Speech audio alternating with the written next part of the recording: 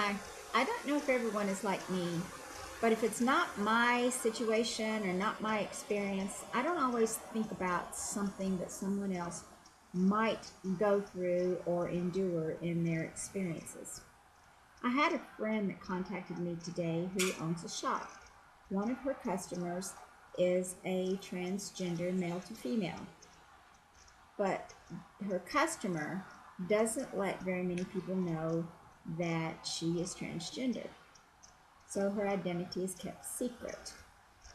My friend's customer didn't show up for an appointment, and she never misses the appointment. So my friend was concerned about getting in contact with her because she was worried about her because her customer was an elderly individual. So she contacted me and said, "How might I contact this person? I'd like to know that they're okay." And it caused me to remember when Alana and I attended the 2012 Southern Comfort Conference in Atlanta, Georgia. Southern Comfort is a conference for transgender individuals.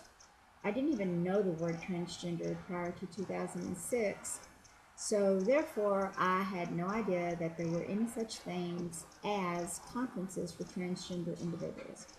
But Alana and I attended, and I had the wonderful experience of living among transgender people for a week. Um, there were approximately 900 to 1,000 trans persons who were registered for the conference. Now, I'm not saying that I got to meet everybody. However, it's kind of like learning to speak Spanish. They say the best way to do that is to move to Mexico where you have to speak. Well, I learned a lot about the transgender community by being around transgender persons for a week. Made all sorts of friends, wonderful, wonderful people. I absolutely loved them. And then it was time to leave on Sunday morning. We had seen these various friends off and on every day for the prior week. But as I waited for Alana in the lobby, as we were getting the suitcases and everything down, I was looking and there was all of these people running around the lobby. And every now and then I'd catch a glimpse of somebody that looked familiar. And most of the people in the lobby were men. And they had their carts, little carts with all of their suitcases and everything on it. And it dawned on me that these people that were running around in the lobby were the friends that I had made all week long.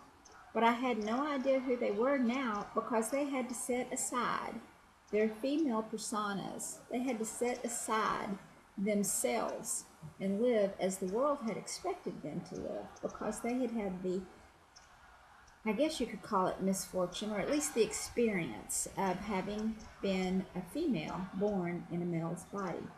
And all of a sudden, I got sad to think that these people that I had made friends with and had really gotten close to a few of my friends could be standing right there in front of me, and I wouldn't know who they were because they lived their lives in secret.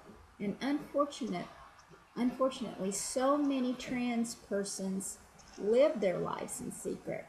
And they do that out of fear most of the time, fear that their families will reject them. And I can't imagine being afraid that your family would reject them, fear of being harmed because of who they are.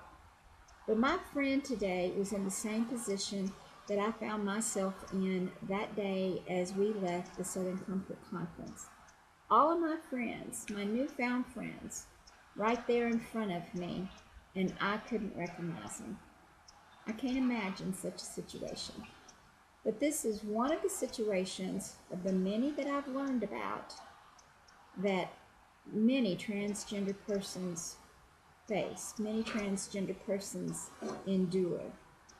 We need to do something about that. We need to let transgender persons know that it's okay to be themselves.